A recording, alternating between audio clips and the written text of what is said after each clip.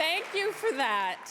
So in our day jobs at the Tory Burch Foundation, we focus on supporting women entrepreneurs. We are thrilled that more than 100 of our Tory Burch Foundation fellows are in the audience today. There is a great deal to celebrate about our Signature Fellows program and the women in it, but here's just one statistic. While women start businesses at the same rate as men, only 4% will make it past $1 million in revenue. Yet, nearly 30% of our fellows have hit that milestone, and that number grows every day.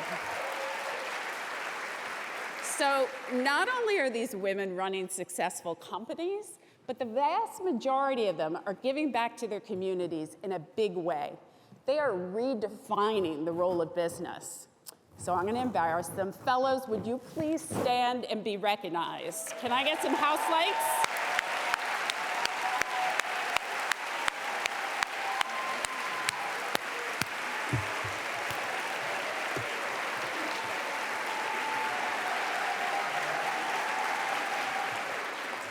So they're with us all week, so we have a lot to look forward to, even when this ends. So I think, like most of us, I have felt untethered the last 2 years. It's not a place I expected to be. In fact, 2 years ago, I felt like a woman who was still learning, but on my way to becoming the wise patriarch. Hence the new hair color, pandemic gray.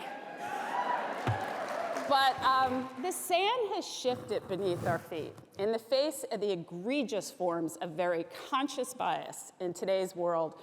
Our theme of unconscious bias may seem almost quaint, but here's why recognizing and knowing how to deal with unconscious bias, also known as implicit bias, is critical.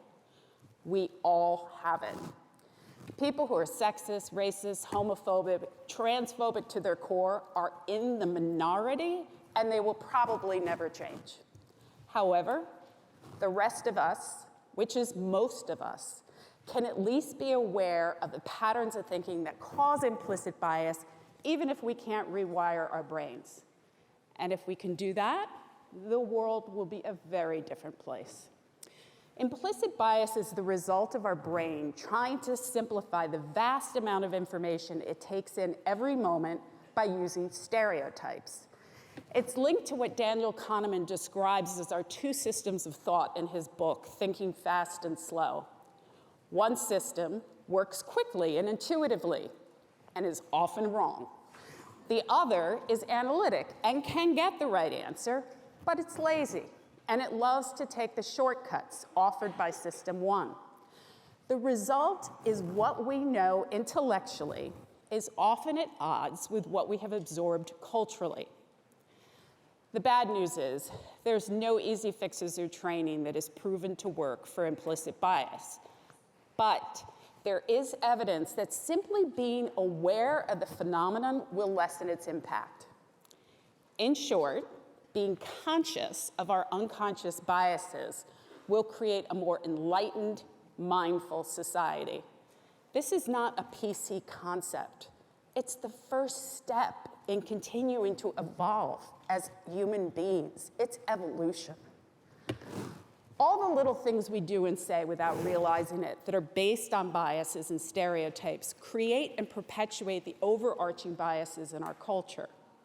To make it worse, your own unconscious bias not only impacts others in society, it's self-sabotaging. It often leads to errors in judgment and decision-making that directly conflict with your own beliefs. At the last two summits, I admitted two instances when I was faced with my own implicit bias. The first involved a riddle, and the answer was that the doctor in the story was a woman. Even as an ardent feminist, I didn't get it. The other example revealed itself only after I dug deep and tried to understand why I was having a hard time accepting my beloved trans son. I discovered it was not because he is trans, it was because he is male. It was embarrassing and disturbing to see that I was biased against men, but facing it helped me to grow and change. So how do we teach ourselves to be more aware and mindful, to be conscious of our unconscious bias? By questioning everything. I have a role model for you, my nearly 3-year-old granddaughter.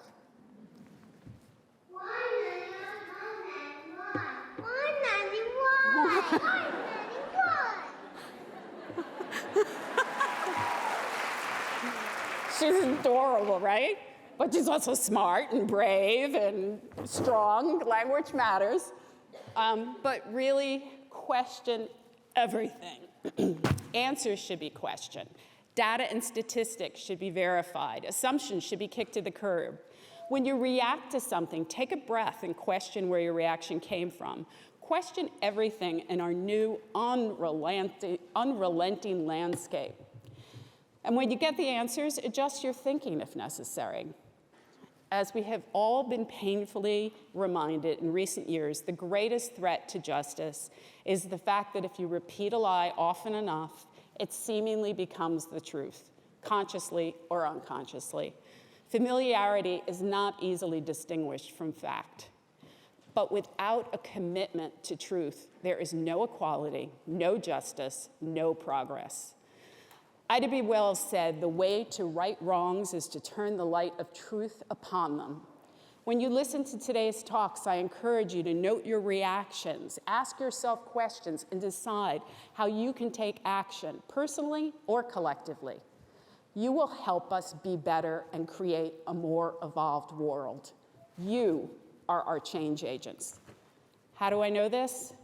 Because I read the thousands of applications that were submitted by people who wanted to attend today.